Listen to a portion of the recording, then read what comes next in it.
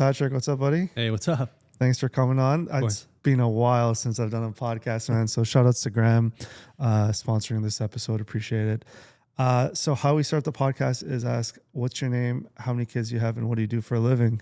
Yeah, for sure. So my name is Patrik, last name Darabont.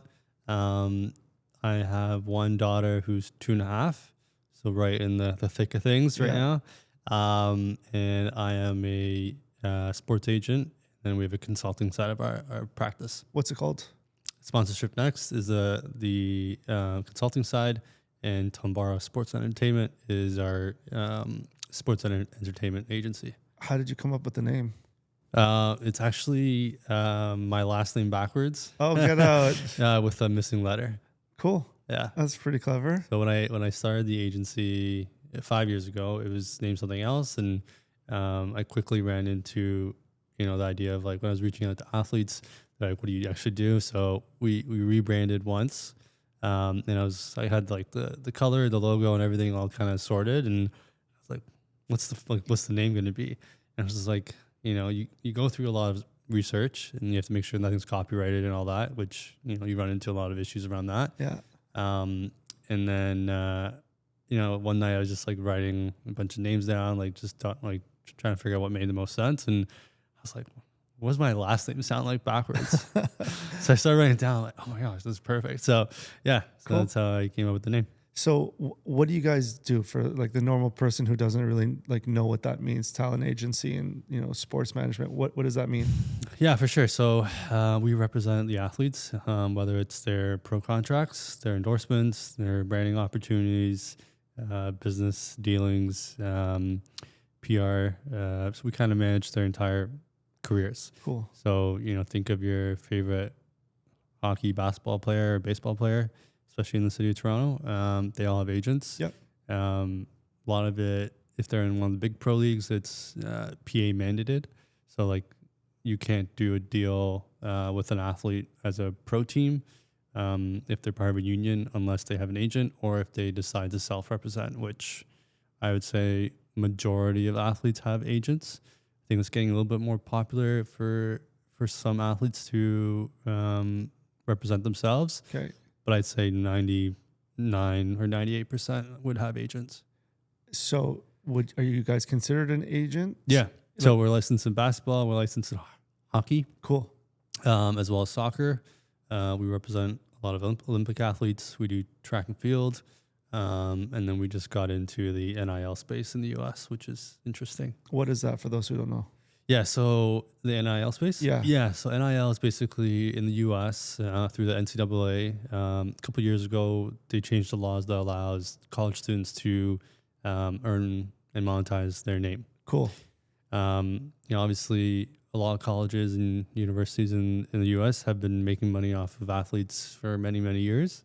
And there was a lot of under-the-table money being given back to the athletes, but I think it was 3 years ago now, in June or July, the U.S. court struck down a law and obviously forced NCAA to allow athletes to make money. So it's pretty much the Wild West, Cool. but it is really much like it is almost pro sports now. Good for you. Yeah. So you just started 5 years ago. You were mentioning, how do you get, I guess, athletes to sign up with you being a fresh company? We really just started small. So it was basically find some athletes that we had relationships with that I worked at another agency before, and I made a lot of connections and got to meet really interesting people. And through that process, you kind of learn, like, how the business operates and how agencies really make money and how they grow. And I got that opportunity to learn how to recruit and right things to say, how to act, and how to properly present yourself. So yeah, we just targeted a couple smaller athletes that we thought, they either didn't have enough sponsors based on how well they were performing, or they were young enough that, with the right guidance, that they would be able to, take those next steps. So we kind of, it's been a nice slow growth. So we started with 2 or 3 athletes. We took advantage of Tokyo Olympics being pushed back a year with COVID. Yeah.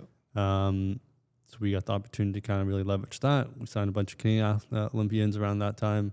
That kind of parlayed right into Beijing because it was like kind of back to back, which never happens. So we got some really good opportunities then. And then, we just naturally have grown the agency through our work, our reputation that we've been building. And then in the last year, we've gotten our pro licenses in a few sports, as well as we really launched our basketball division in June when we merged in an agency.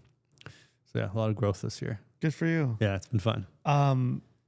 So do you guys have a Rolodex of, let's just call them buyers who want to meet or have, like you said, athletes promoting their goods or services or whatever? Is that how you link your athlete with the actual like sponsorship and brand products, or however you want to word it? Yeah, I would say so. We definitely have a Rolodex. We have a good amount of contacts that we have relationships with. A lot of our athletes have partnered with brands repeatedly. But obviously there's new and upcoming brands and companies that come all the time. And we're always trying to build connections with people. I mean, and this business is really relationship based. Yeah. There's some people that I got to know in, college, and now they're at different organizations, and people move around a lot. So you kind of just keep in touch with whoever's around. Got it. And as they kind of grow in their relationships and they grow in their careers and they move up the ranks, then you kind of want to stick close to them.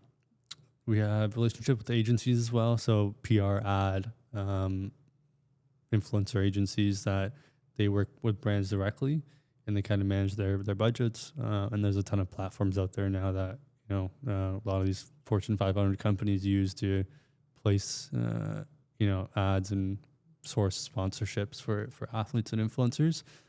So we kind of just stick to it on that side. And then the other side of our business, which my business partner leads, Bill, it's called Sponsorship Next. So we represent pro sports teams, pro leagues, major properties, venues, arenas, and we kind of build out their revenue strategy. Between the two sides of our business, we talk to a lot of brands, a lot of people on a weekly basis, and we're kind of always cross-selling, which is really nice. And yeah. Are these buyers slash people looking to have other athletes promote their stuff? Do they have money?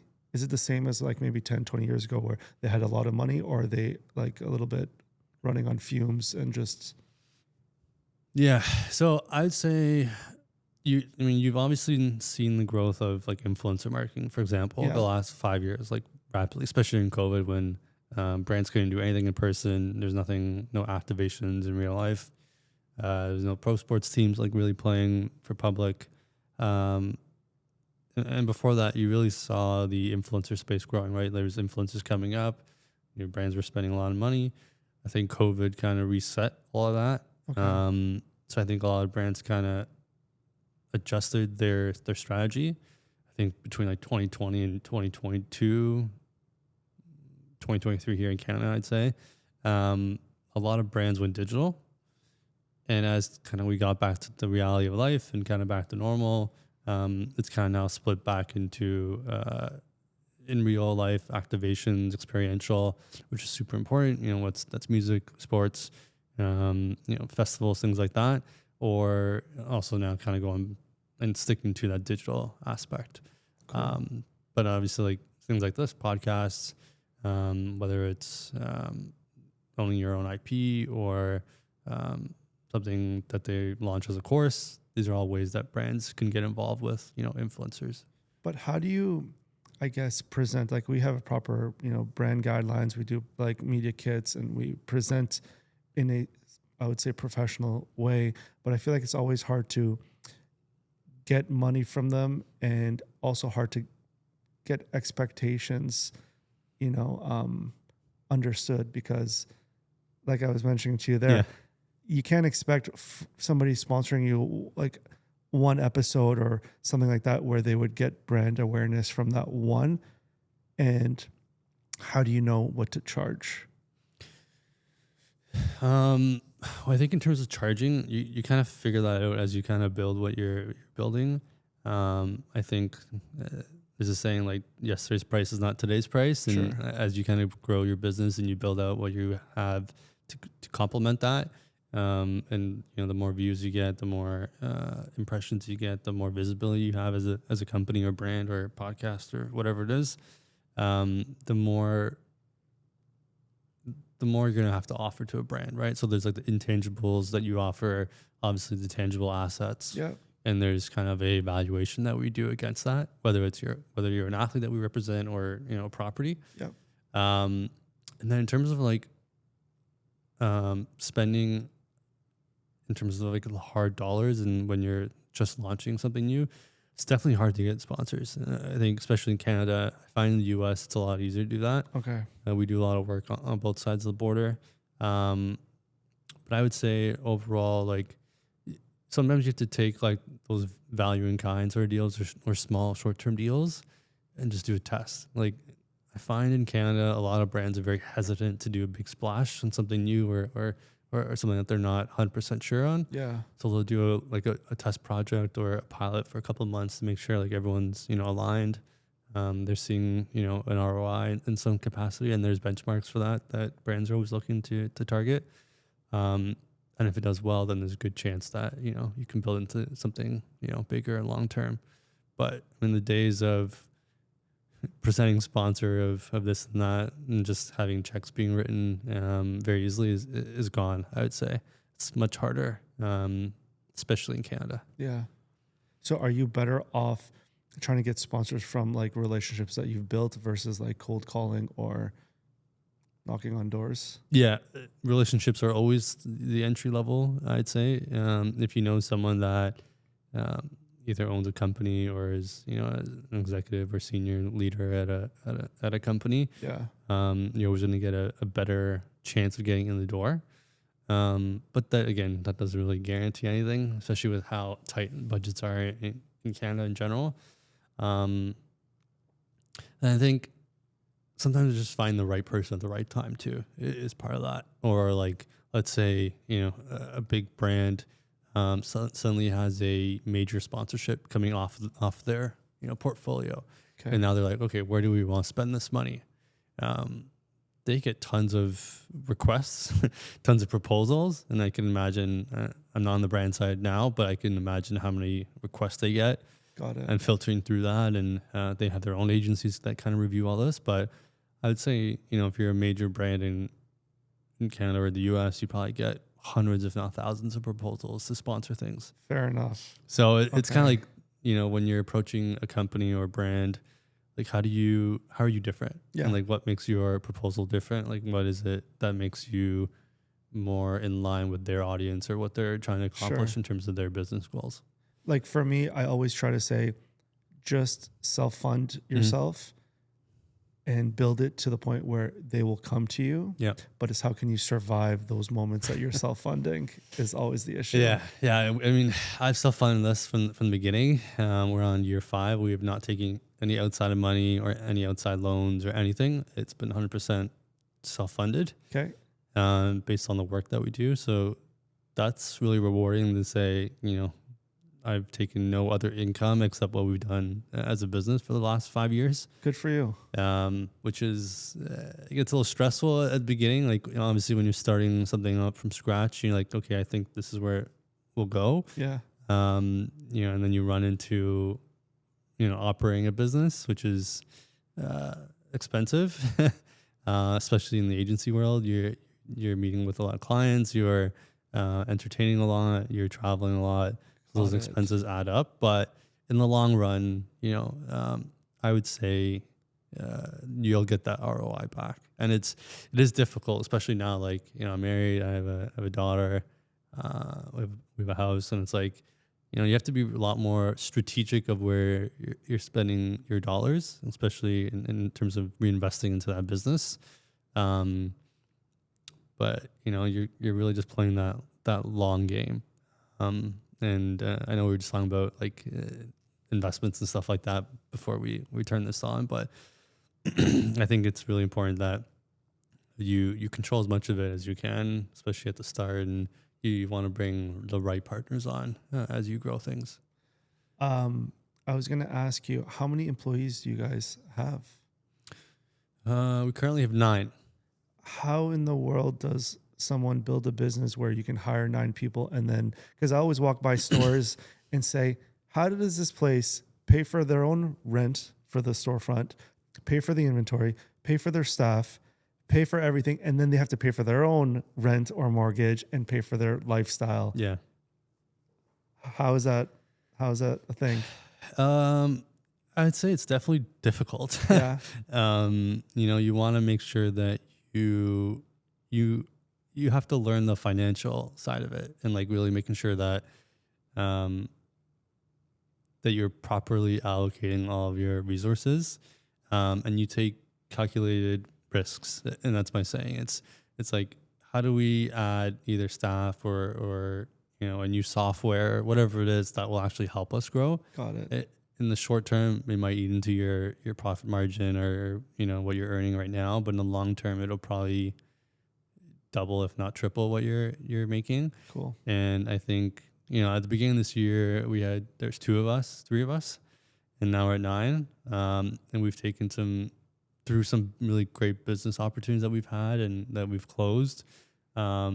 We've had the opportunity to bring on staff that really just allows us to focus on business development and sales and all that.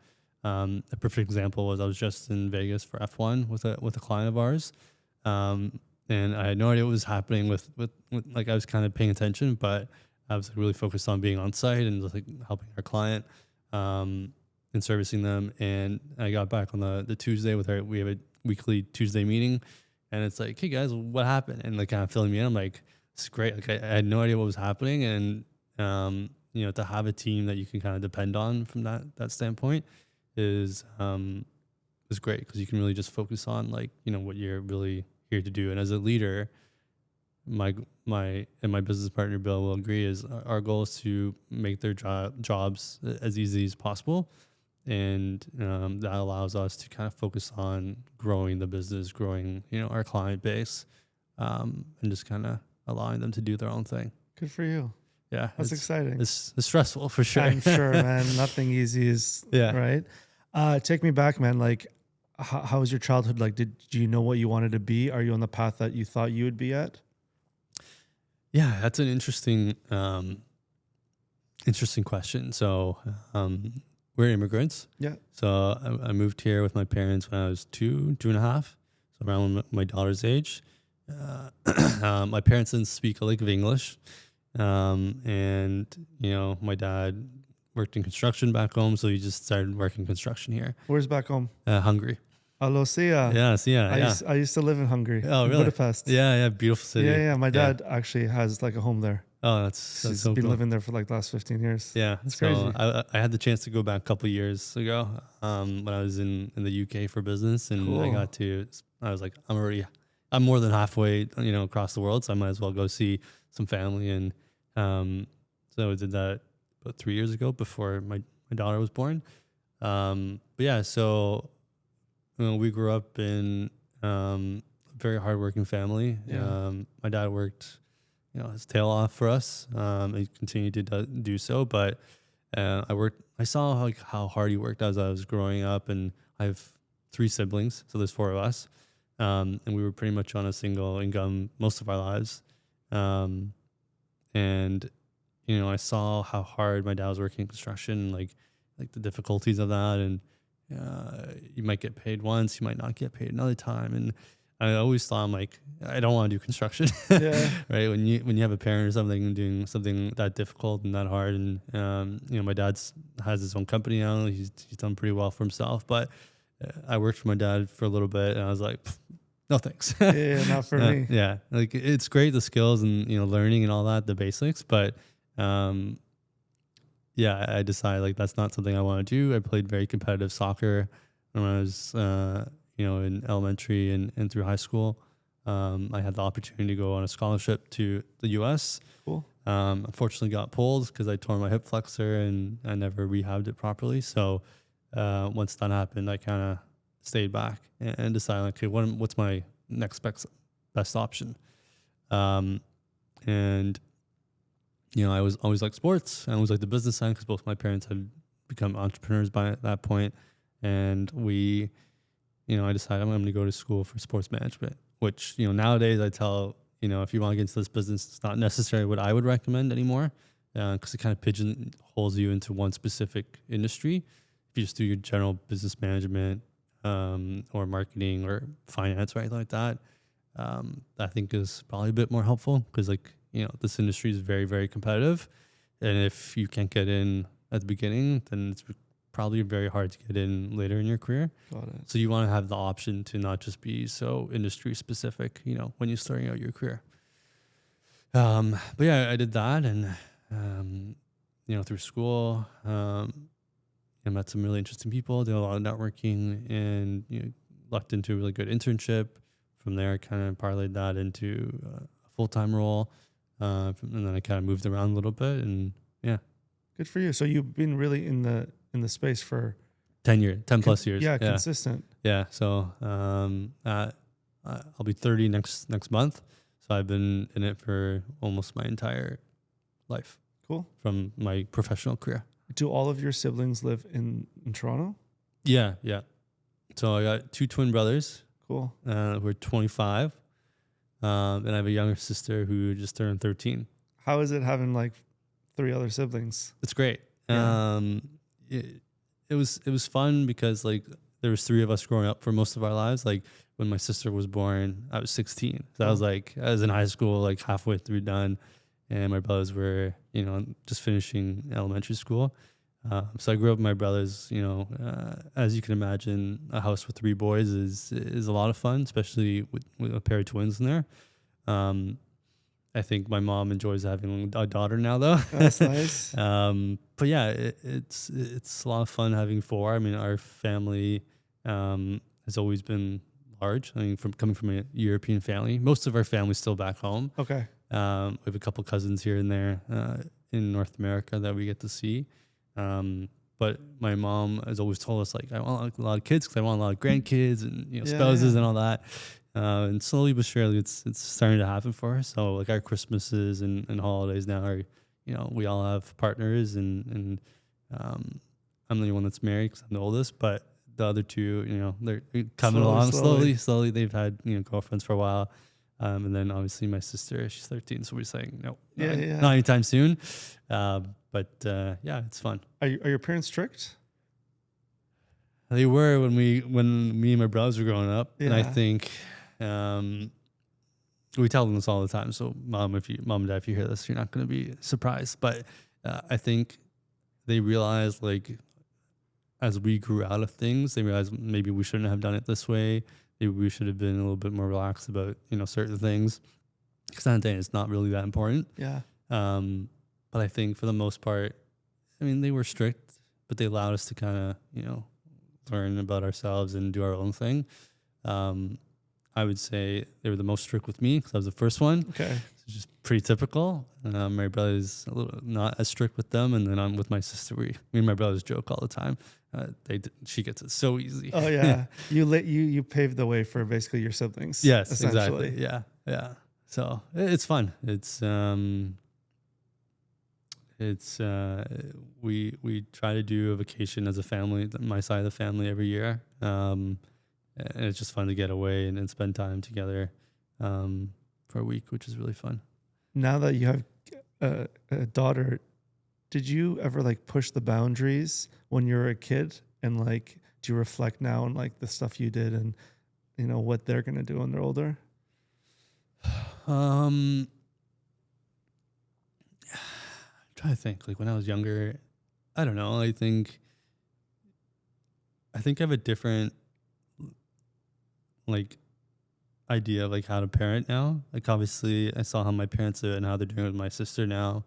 And I think we were the first ones in our friend group that have had kids. We're our second one actually. And we've kind of piggyback off of everyone, what they're doing. And, I think every kid is totally different. Yeah. our daughter is very, very smart. So it's like we can't really get out, like we can't say things to her because she like picks it up and she learns very, very, very quickly.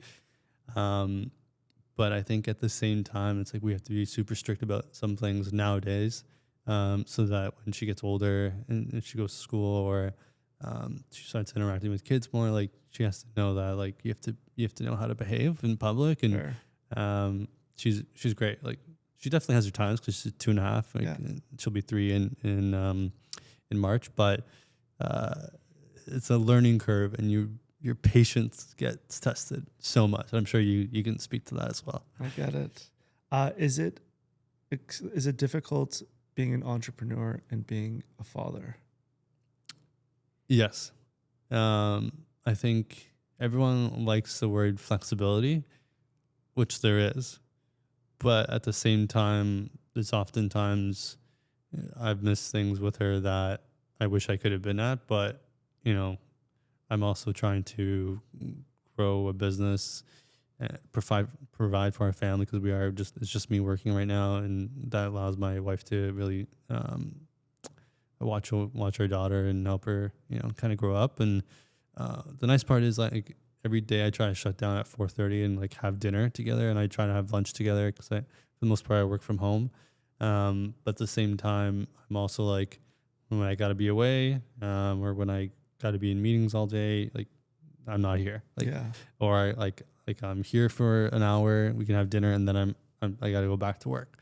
So it is difficult because you miss some important things, but you also have the flexibility to be like, you know what, I'm going to go to the swimming lesson in the middle of the day so that I can spend an hour with her. Nice. or the drop in, and then I'll just go back to work after and work, late. But, you have to kind of pick and choose, when you make those sacrifices and when you don't. That's fair. Yeah. Does your wife, or do you go to your wife in terms of like any ideas you have for your company, knowing that it has a big or might have a big impact on, finances with the family? Sometimes. Yeah. I'd say for the most part, I keep her out of it just because I don't want to mix business and family life too much. I've seen too many examples of like how that is not great. Yeah. So I really try to just keep her in the loop, like high level. Sure. Often she'll also like, people are like, oh, what does your husband do? Whatever. And it's like, I don't even know how to explain it most of the time. It's like, he works in sports and he works with, athletes and things like that and sponsors. And I think as we grow the business and it's getting bigger and bigger, kind of loop her in more and kind of tell her what's happening. But when we had started this and she was still working full time, and I was just trying to get it off the ground and like seeing like, is this actually sustainable? Is this going to work?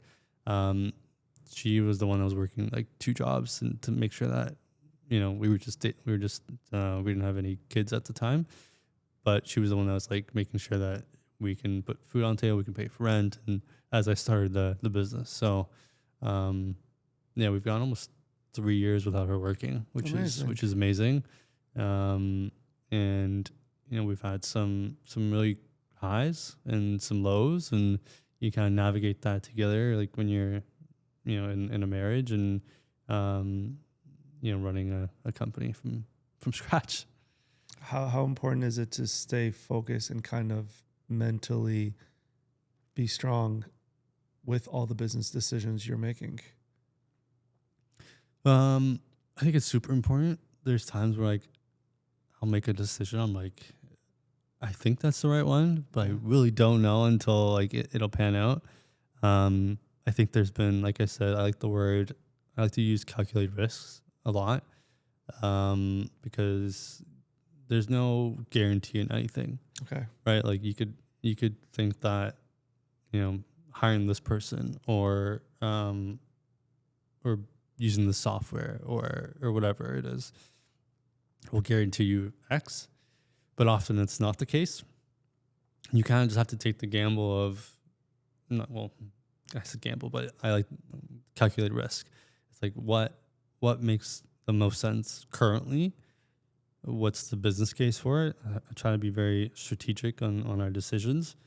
And now that I have a partner, we run ideas by each other often. Okay. So that's been super helpful. He's older, and he'll be turning 60 in January, so he has a lot of different experience than what I do.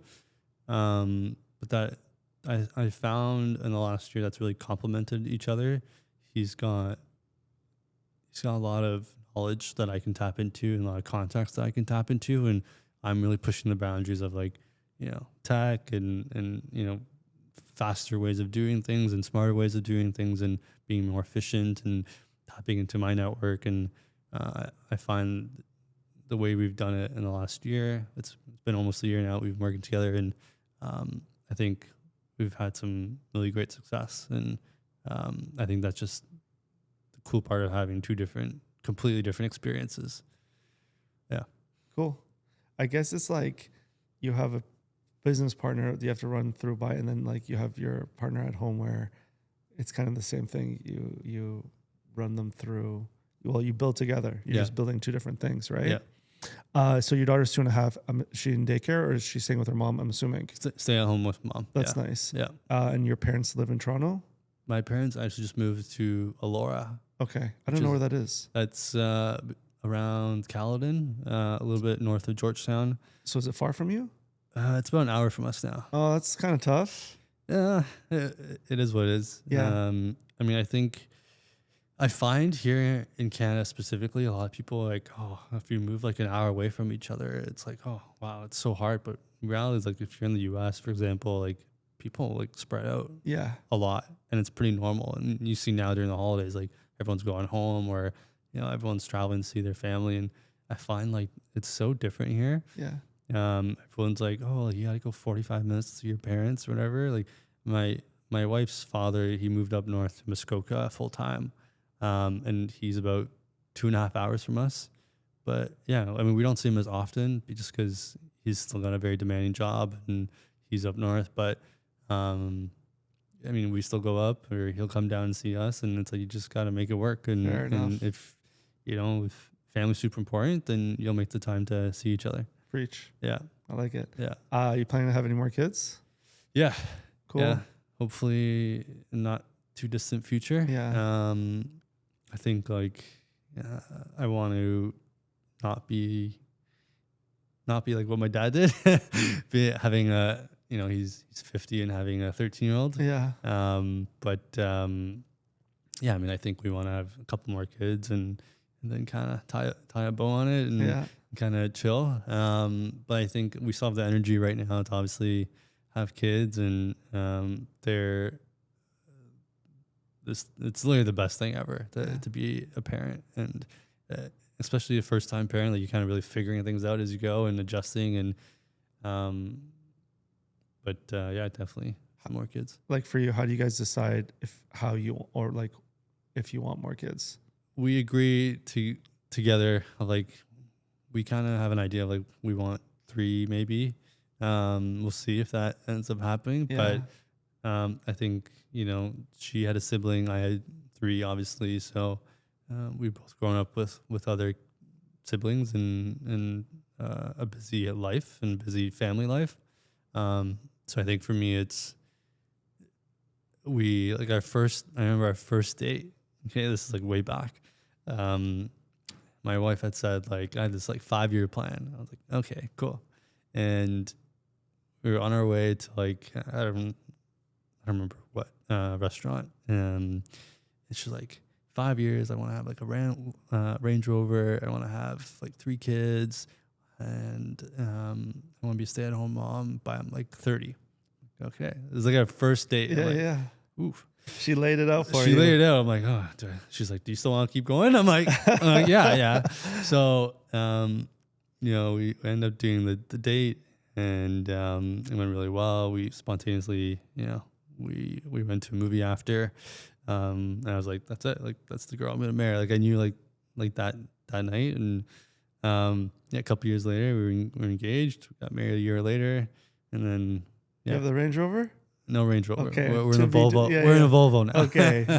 Awesome. Yeah. But it's I think she was very straightforward with me, like what she wanted in life. And I was like, okay, like this is the girl I want to marry and this is what she wants. And I'm going to provide that for her. And I definitely get that from my dad. It's like that. I think it's that Eastern European mindset for sure. Yeah. Cool. I guess now that you have one daughter and you guys want to like grow your family, it doesn't, I don't want to say scare you, but now you have a company. Like, I just don't understand how you manage, man. And I say it in every single podcast, like I have one and like my schedule just, it's filled. Yeah. So you have like another kid or two more kids. People will just say, oh, it's part of the pool. Like it'll all work itself out. But I don't know. Because everyone's so nonchalant about it. Yeah, we're gonna have a couple more kids, and I'm like, oh God. I think if you look at it just financially, I think you're gonna get scared. Yeah, and I think, we know people that have multiple kids, and it's like, yeah, it doesn't get any easier, but like as they grow up, they kind of entertain themselves, and they can kind of help you. Yeah. And I think like we never made a decision on anything we do strictly financially. Okay. Because that will kind of, in my opinion, that kind of handcuffs you in terms of like when you're making decisions. I mean, kids are super expensive, especially in today's economy. Yeah. Especially if they're eating a lot of fruit. You know how expensive fruit is. Those blueberries, man, they're crazy, and strawberries, man. But I think if you know what you want, you'll figure it out. Yeah. And there's obviously sacrifices that you have to make. Sure. And that's part of just being, a parent. Like you have to make those sacrifices to provide for your kids. I don't think for me it's the financial part. It's literally the emotional being present part. Because the money, you just order more food. It's just whatever. It's fine. But like with one, you give your time, and then you have two. It's just like, I don't know how I would. Either you're waking up at 4 a.m. to do your work, but if they're waking you up in the middle of the night like 8 times, it's just a blur for me. Yeah, it's definitely grind, and I definitely can attest to that. And I think as we were, obviously the first couple months are difficult. Yeah, because you're really figuring it out, and you're not sleeping very much. Then it gets a little bit easier. Once they're kind of just around 6 months to a year, they're just crawling and not doing much, eating and just hanging out. So I always had these goals like, I'm gonna go to the gym at 6 a.m. get up and go, and then like your child like is sick or like they're up all night, so you're up with them. So you kind of just have to like forget about it, and it's like try again tomorrow, or next week might not happen. Sure. Something that we've done recently is my wife's like was telling me she wants to go back to the gym like properly. And I was like, okay, that means I'm sacrificing that. You wake up, you go, I'll do breakfast with my daughter. I get to spend a little bit more time with her in the morning. Yeah. And then when you're back, then I kind of just got to get into work and do my thing. And that's a give and take, right? I think you have to make sacrifices as a parent. And that means, if what your goals for today might be pushed to tomorrow or a week from now, that's okay. Yeah. And I think that was definitely an adjustment for me when we went from just the two of us. Well, we had a dog already, but just the two of us to then going to, okay, I got to really like be present and help my wife and really enjoy those moments, because you talk to a lot of people that have older kids and like just those times go away very quickly. Yeah. And it's like you have to really enjoy it while you can. And you know what? That means you're sacrificing your career goals by a couple of years. I'm okay with that. Fair. I think that's just a decision that you gotta make as a family. And it's like, if you don't hit those specific goals that you had lined up for that year, it is what it is. Like it's more important for me to spend time with my daughter and my wife than it is for me to grow the business another double or whatever it is. So you just make those decisions and you just gotta stick to them, I'd say. Yeah. Is parenthood what you thought it would be now that you're 2.5 years in? yes and no. It's everything I thought and then some. And then there would be times like I thought, oh, this would be a little bit easier than I thought. But I think, yeah, it's a little bit of everything. It's like you expected something for sure. Cause like you hear from like people that have kids, it's like, oh, it's very difficult and you're not going to sleep and blah, blah, blah. You're like, okay. But then, you start going through and like, oh, this is literally the reality of it. Yeah. And it's like, okay, like this is an adjustment. You got to adjust to this. And then you go into, the next stage of them kind of growing up and like, oh, a little bit easier. Okay. And then they change again because they're growing and, whatever was a routine, it's no longer a routine. So you got to adjust like your routine to that. But I mean, I think it's literally the most rewarding thing ever. And it's like, me and my wife talk about this all the time. It's like we're kind of reliving our childhood through our daughter right now. And, we're like letting her watch all the like the 90s stuff that we watched. Cool. It's like a lot of stuff nowadays is not that great and it's overstimulating for kids. So like, all the old shows from when we were kids in the 90s and early 2000s. And it's like, oh, I remember watching this when I was a kid. It's like gives you flashbacks. And totally nostalgic. It's so cool. I agree. And I think that's why for me, it's so easy for me to say, I just want one kid because it takes time to do all of that, to relive all that with them, to do all of those things with them. And then in the back of your mind, you always think, am I doing enough? Is this enough? Because I don't know, you battle, through the thoughts of guilt and all that. And even like your wife being a stay-at-home mom, you guys have obviously division of labor. You guys both know your roles. Do you think your wife has a hard time or it's a harder job being a stay-at-home mom?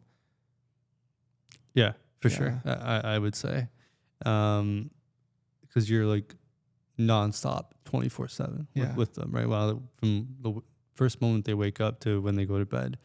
And, I can see that like my wife jokes like on Saturday night, I was like 4:00, like it's like starting to yawn and everything. She's like, this is easy. Like you're like, you only get like basically the weekend with her and you're like all like tired. I'm like, it's exhausting. I'm like, it's a different, like you're using different parts of your brain. You're like, you have to be very present. You're like physically, they're always wanting, they're dragging you here, dragging you there. You're going out with them to do things because, they get sick of being at home all day. So it's a lot more, I'd say it's a lot more difficult just because you have to be like on all the time. Sure. And I'd say like my job is like, I'm on like all the time, but it's not like as demanding as like a 2.5-year-old. Sure. Or whatever age the child is. I think it's also like, just all the activities you do with your kids. It's super fun, but at the same time, it's like you have to be super present with them, and that's how you really build that relationship and those memories with them that they won't have because they're too young right now, but you will have when they're older. And I think to all the parents that are at home, like taking care of their kids, it's a very difficult job, especially on your own. That's true. Yeah. Do you do bedtime ever? Yeah, I make it my goal to do bedtime every night with the three of us. Oh, crazy! So you're in it. I'm in it. Yeah. Okay. I was away the last couple of weeks for work, and our daughter is like changing right now a lot. She's trying to go from like 1 nap a day to 0. Oh, I remember those days. So she's really fighting it, but or she'll get like a 20-minute nap in the car on the way home from somewhere. Yeah. So she's exhausted by like 6 or 7, but she's like doesn't want to go to bed yet. And it's like, no, like you need to sleep because that's how you grow and that's how you actually like continue to grow. And it's like, pick your book. Like, come on. Like, she's like, no, mommy. And it's like, no, I can read your book to you. I get it. And it's like, you sit in the bed with them and read. And she got a little baby doll. She brings in a little mouse that she has, and she carries that around. And it's like, brush your teeth. And it's like, no, well, yes. Like, the answer is yes, Daddy. It's not like a fighting battle every night. Every single night. It's a fighting battle. And I know it's a struggle for my wife when I'm away, and I feel bad, but I think it's just the stage. Like it'll grow out. Like there was times where she would want just me. And I was like, great.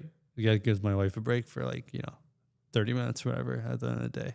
But now it's really like I have to like really force it upon her to like have her spend time with me. Not because she doesn't want it. She's just so routined into like being with mom all day. Of course. So it's like you really have to like take those small pieces. So like, well, when it was a little bit warmer still, now it's like really cold out.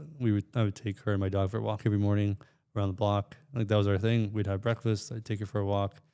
Lunchtime, whenever it worked out, we would have lunch together, and then dinner until bedtime. Like no one can talk to me. Like I put my phone away as much as possible. Like if there's something urgent, I'll take a look at it. But for the most part, like from 4:30 to 6:30, like no one can touch me. That's amazing. Yeah, and after that, like right away, it's like, okay, what's going on? Catch up. But I really try to put those 2 hours of my day dedicated to spending a little bit of time with the three of us. I gotta be better on that. It's hard. It's so hard because like sometimes you're present but not mentally. Yeah, you're still thinking about all the things. Yeah, it's so hard, but I think it takes a little while to get used to, and it's like really at the end of the day, in those 2 hours, like nothing's really gonna happen. Yeah, nothing's gonna burn down. Like it's gonna be fine. Yeah, but it is definitely difficult to do, and it's like really like you got to put your phone like literally out of sight, and then you kind of are okay with it. Even my head, man, I'm still thinking. It's like I got to switch off like the work mode. Yeah, and actually be present. Yeah. Do you guys ever go out together? Yeah, you and your wife. Yeah, we do our best. We haven't gone recently, but we have something planned for this week. Cool. But we've also haven't had any family around. Like my we were away, and then my in-laws were away, and then my parents and my family was sick, so we haven't been able to do anything for a couple of weeks, just the two of us. But we definitely prioritize it whenever we can, and we try to go definitely once a month for sure. If not every other week. That's pretty good. Yeah. Even every other week is like, wow. Yeah. Even if it's like we're not doing anything, we're just at home and having like a charcuterie board and a glass of wine or something, and just whatever. Like that, we really try to prioritize. Cool. That we get to spend time together. Recently, now that my dog's getting a little bit older, like my wife can come with me, or we can go do things. We'll leave her with in-laws or family for like a day or two. That's clutch. Which is nice. We took our first like weekend away in the summer, which was really, really nice for like our anniversary. But I try to bring the two of them with me whenever I can when I'm going on a work trip. Cool. If it makes sense. Now that I have to pay for her flight now as well, like it's a little bit expensive. I see. Yeah. But before, when she was like 2 and under, it was free, right? So you just paid the taxes, so it wasn't that bad. I just realized, since you have no daycare, she must not get that sick.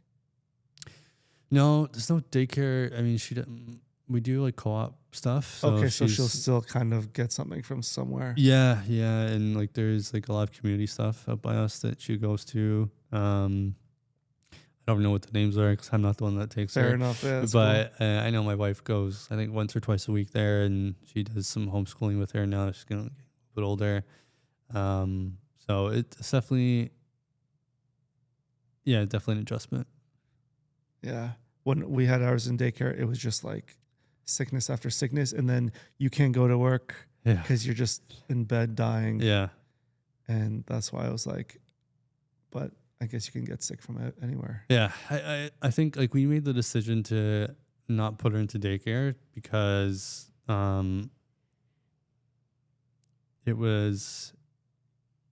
it's so expensive. Yeah. And like what my wife was making before she went on maternity leave and we had our daughter, it really just didn't make sense for her to go back because all that money would go to daycare basically. Sure. So like that was a sacrifice that we decided to like, okay, we don't really need her to go to daycare to have another income. I'd rather save that money, and have my wife kind of be home with her. Because we're doing okay to have one income. It's not easy. It's not perfect, but I'd rather like not dish out that money to have someone else raise our child, especially at the young age, if we can do it. And for now, we've been able to do it. So I think we're going to do it for as long as we can. Yeah, good for you. And then she'll start school in like a year and a half. Yeah, something like that. That's cool. Yeah. I know you're in the realm of, you have your like your sports management, and then you have the sponsorship side. What kind of advice would you give? And let's just use me as an example. Small brands that need to get sponsored and get generate some sort of revenue. What kind of advice can you give me, especially when I'm looking at the finances and just saying, this business that I have is not, I say it to myself all the time, not a business. It's not generating me any revenue. We'll start off with profits, not even any profits, but I believe in the long run. Right. So I guess question one is, where can I find sponsors? And is it supposed to be this hard? It's definitely hard. I mean, I think the only way it's going to be easy is if you are a major mega star. But I think even from that angle, it's definitely hard. And we have this conversation with all of our clients, whether you're an athlete or a pro team or a venue that is looking for a new naming rights partner of some sort. It's like, it's a cycle, and it's a sales cycle. It's not going to happen tomorrow, right? Like we have clients sometimes that sign with us, and it's like, we have goals, like we have what we want to kind of achieve and hit. And like, it's not going to happen tomorrow or the next day, or the next month. It's going to be a couple of weeks, if not months, until we really get traction. A lot of it is like repeat. It's like, we got to talk about you often and more often, and we get more comfortable with who you are as a client. And we can kind of see like, okay, where are the assets that we can provide to, a potential partner. So I think you have to kind of go through that process of like, what are my assets? What do I think they're valued at? How do I insert something new that would be valuable to a brand that wants to sponsor? For you, I think like you obviously have the merch that you're selling, and you have the podcast, right? Yeah. So I think the merch angle, if you wanted to, you would put in a small little tag at the bottom that says powered by whoever. Oh, wow. Okay. Very subtle, gives like a little bit of awareness. Cool. I never thought of that. Yeah. So something very, very, very small that you could just associate with the brand, or obviously with podcasts, depending if it's digital or not. You can do ad reads, which is very common in podcasts. Ad reads like, hey, this is sponsored by Toronto Podcasts. Yeah, exactly. It can also be if you do a video version of it. I don't know if you do or not. This is a video version. Okay, so it is a video version of it. Then you can throw in brand placements, stuff like that. Water bottle here. I'm like, I don't know why it's so hard, but I get it. Like you said, they get so many proposals that you truly have to stick out. You just honestly, to start, just take product. Like, have a brand give you a case of water, whatever it is. I can't even get that, man. It's wild. We'll chat about that then. Like, reach out to Flow, Joy Burst, all of these companies, and I have conversations with them, and then it just dies, and then I do a follow up, but I'm not going to start harassing these people. You have to harass them. Yeah. That's a lot of our business is not from like the first or second conversation. Okay. It's the fifth or sixth or seventh or 10th. Planting the seed. Constantly. Got it. And I don't care. Like, I know the crap out of them, and I think they're okay with it, because eventually they're like, we actually kind of see what you're selling. I think it's super important to personalize what you're putting out to the brand. And like, I think if they can visually see what you're doing. Yeah. So like, obviously with AI, it's been kind of crazy the last year in everything that we do in our lives. But we really like honed in on that. And I think we try to place the brands into the product that we're selling, and they can visually see it. And you can do that now with AI, and they get a better idea of like, got it. Oh, this is what could look like. It's the same thing I've done with our athletes, for example. we've now basically are getting them to do short clips of what it will be like for like a beverage partner. And you use that to pitch. Yep. Very cool. I like it. Yeah. So it's like it's a different concept, but I think you just gotta be on these companies and they will get back to you. It's almost like I gotta incorporate my favorite brands into this podcast and naturally shout them out for free. So the one thing I do with all of our athletes when we sign you, I'm like, what are the brands that you use on a daily basis right now? Because you can speak to it so easily. Yeah. Right. If you're using, this electrolyte or this water, or you wear this brand every single day, or you use this skincare company, whatever it is, you're a user, and you know how to market it because you bought the product, and you've repeatedly bought that product, right? So, I think from that angle, you really have to like look at what are the brands that I like, that I use, and just naturally integrate them. I just ran through 1,000 ideas, which I think they would at one point maybe feel not obligated, but like, okay, let's sponsor this guy.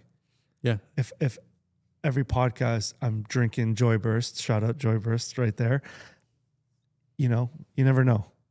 No. Because if you don't promote anything, no one's really going to say, oh, cool, this guy's drinking our product. Let's see if we can do something in the future. Yeah, for sure. And it's like, what do you want to be associated with? And I think that's, the things that you have to think about. And it's like, yeah, if you have to eat, a couple cases of Joy Burst, for example, if that's what we're using for the next couple months, and just place the product here. Even if it's for free. And you just keep sending them links to the podcast. Be like, hey, I really like you guys. I'm putting you guys, people are trying it. Ask them like, what do you think about it? Do you like the taste? Yeah, blah, blah, yeah, blah. yeah. Those super simple things. And then you send that to the brand and just constantly send it to the brand. And maybe it'll get to the right person. It's like law of attraction almost. Yeah. And it works because I think we had a clip of like us talking about Andrew Schultz's comedy special. He has it on Life. And I was hesitant to post it. Yeah. He started following me. Yeah. So I think it's like you said, you just do it. Yeah, exactly. Cool. Yeah. Shout outs for sponsoring our Daddy Day Club Family Skate. No, I'm very excited. Thanks so much, man. So I'm assuming you're going to come? Will you try? I'm going to try. Okay. Yeah. I didn't realize you live so far, but. No, I think we're going to try. I don't know how long I'll be able to be there. Yeah, I think we're doing my wife's side of the family's Christmas at our place. Bring them over.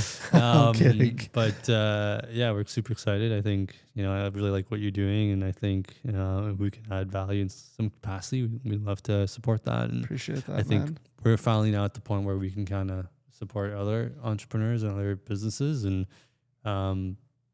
I think it's super important to give back to the community. Yeah. Cool, man. Appreciate that. Usually how we end the podcast is ask 2 questions, but I'm going to ask 3 because I heard this one question through another podcast and I really liked it. If I were to have your daughter on the podcast 20 years from now, what do you think she would say about her father? Ooh. And I know she's still young. Yeah. So maybe we can change it to, what would you want her to say about you? That's a deep question. Yeah. When I heard it, I'm like, damn, man. Like I almost wanted to cry because it was such a, like you said, it's like such a pure, deep question. Yeah. I think like I love her to know that I loved her and I did all my best efforts to give her a life that I couldn't have. And, that she would know that her, and if she has siblings down the road, that, we did everything in our power to give them that life that we've always wanted for ourselves, but we couldn't. I hope that they know that they're loved and, that they're just super important part of our family. And, I made sacrifices to make sure that I was at their super important events, and, that they know that hopefully me and her mom are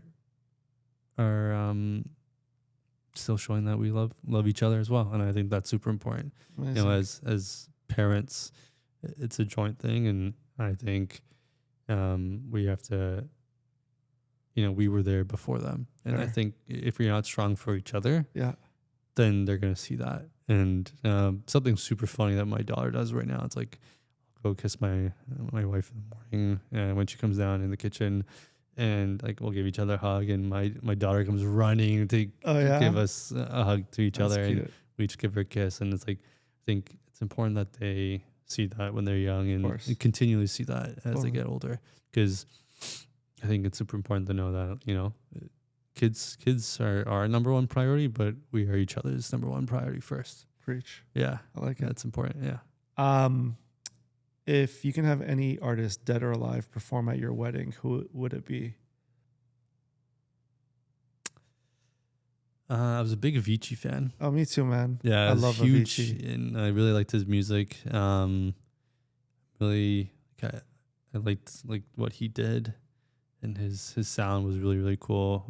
I played around with being a DJ when I was in high school, so nice. I didn't get really far. I gave up on it, but I still really listen to like electronic music now and EDM, and the other one would probably be Above and Beyond. I'm a huge Above and Beyond fan. Awesome. Yeah.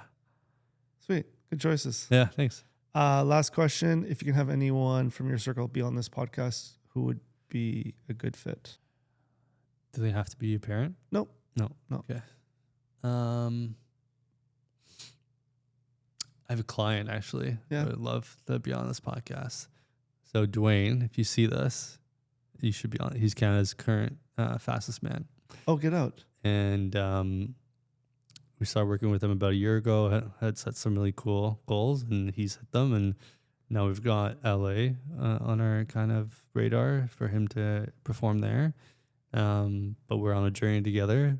We've built a really good friendship as well. But he's got some really great stories to tell. And I think he'd be a great fit for something like this. Dwayne. He lives in Toronto? He lives in Toronto. Okay. Ajax. We might make it happen. Awesome, Patrik. Appreciate you coming on here, man. Thank you so much. Appreciate you having me. Shout outs to Graham from Toronto Podcasts. Yep. I know there's a lot of, could be a lot of podcast studios, but there's not a podcast studio you can come and get inspired at the end of your session, because Graham will rejuvenate you and get your ideas back on track. So shout outs to Graham. And thanks, Graham. Appreciate all of you guys. Yeah. Thanks guys. brother. Appreciate it, man. Thanks for having me. That was great.